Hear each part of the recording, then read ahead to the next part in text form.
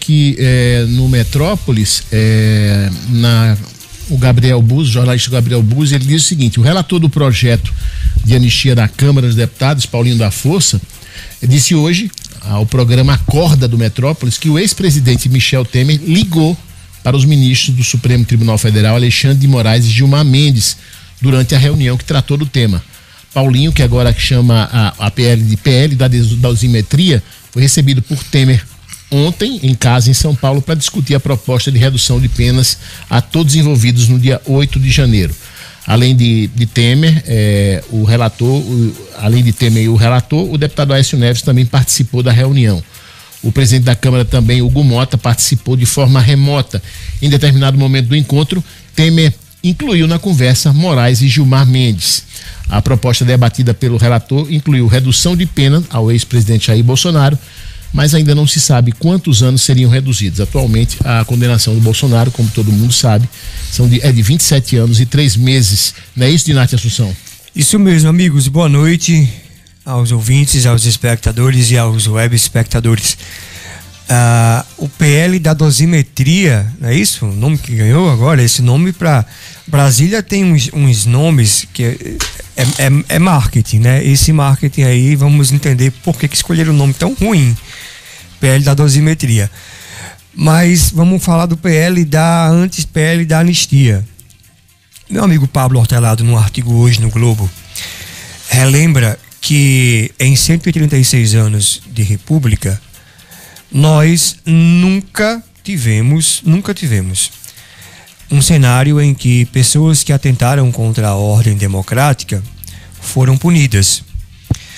E aí ele fala com um pesquisador que dedicou a vida a estudar a questão das anistias no Brasil, para entender como tinham sido esses processos. Se os processos de anistia tinham resultado em pacificação, que é o discurso que a oposição em especial está empunhando, que é preciso ter anistia para que haja uma pacificação. A conclusão que esse artigo traz é que todas as anistias que houve no Brasil, sem exceção, não foram capazes de promover a pacificação. E primeiro porque também aconteceram em um contexto em que as pessoas que concediam essa anistia o fizeram também por medo ou pressão, porque não sentiam que as Forças Armadas iriam respeitar o contexto se a sociedade seguisse adiante sem a anistia. E esse cenário hoje mudou. As Forças Armadas não só não interviu nesse julgamento que houve no Bolsonaro, como tem dado sinais de desconforto sobre como o nome dela terminou enxovalhado nesses escândalos da trama golpista que houve.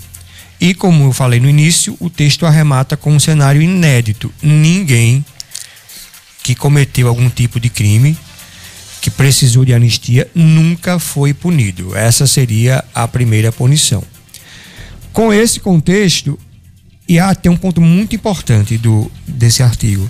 Hortelado pergunta: as pessoas que estão clamando por anistia precisam sentar à mesa e dizer o que estão dispostas a ceder. Precisam ceder em algum ponto.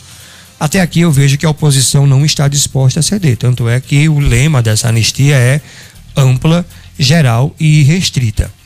A mudança do nome de PL da anistia para PL da dosimetria sinaliza, no entanto, que vai ter que ceder alguma coisa.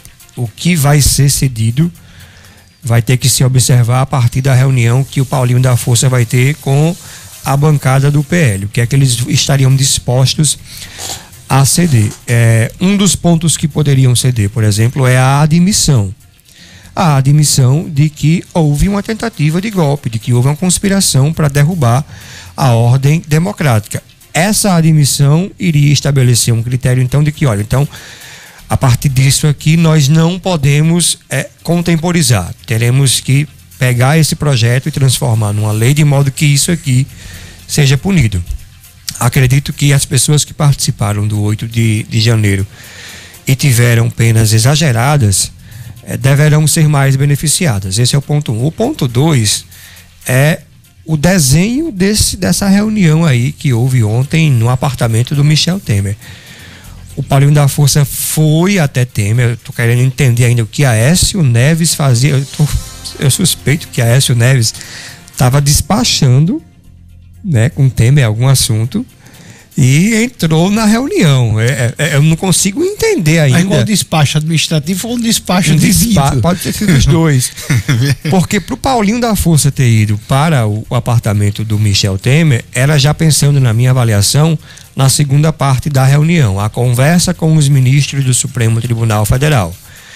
E Paulinho pode ter pensado o seguinte: eu preciso mostrar para os ministros do Supremo Tribunal Federal que eu estou respaldado por alguém em quem eles confiam. E o Michel Temer, para esses ministros, é confiável. Daí a ida à casa do Michel Temer. Porque embora o Paulinho tenha dito hoje na imprensa que tem um excelente relacionamento com ministros do Supremo Tribunal Federal, se fosse tão excelente assim como ele diz, não teria precisado do respaldo do Temer. E o Aécio pode entrar porque, de qualquer forma, o Gilmar foi indicado e fez parte do governo de Fernando Henrique Cardoso. E era do PSDB, partido de Aécio Neves. Aécio Neves tinha muita força naquela época de Fernando Henrique, né? Depois veio a ser presidente da Câmara dos Deputados, antes de ser governador de Minas Gerais. Então o Aécio Neves pode ter entrado nesse contexto. Agora, é muito esquisito, Enio. Numa semana você está numa bancada, né? Numa turma, condenando um cabo a 27 anos de prisão, na outra você está negociando uma diminuição através de um projeto de lei. Nunca se viu o Supremo se metendo na concepção de uma lei. Mas, apesar de tudo isso, a gente está falando dessa confusão toda, mas o Lula já disse, Tiná, que se for aprovado, ele vai vetar. Ele disse que anistia, não. Ele disse ontem que se viesse algum projeto de lei aprovado, ele não vai dar a sanção dele. Então, assim, eu acho muito esquisito. E eu não vejo o Bolsonaro fazendo uma declaração dizendo assim: olha, eu tentei dar um golpe e não deu certo. Porque, assim, fazendo uma confissão de dívida. Não vai ter isso,